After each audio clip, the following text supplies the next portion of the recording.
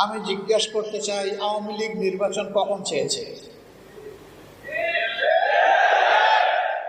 14 সালে 154 আসনে বিনা প্রতিদ্বন্দ্বিতায় পাস, অটো পাস, ট্রাইবেকারে গোল।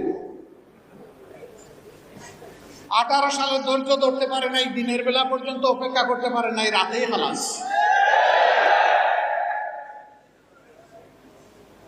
24 সালে সবাইকে জেলের মধ্যে ঢুকাইয়া একদম ফিটফাট।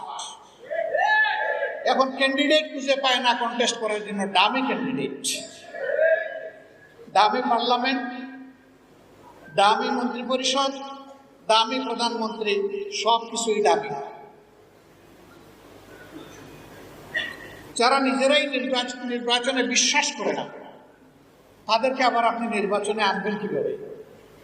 তারা তো নির্বাচন চাইলে তাদের আমলেই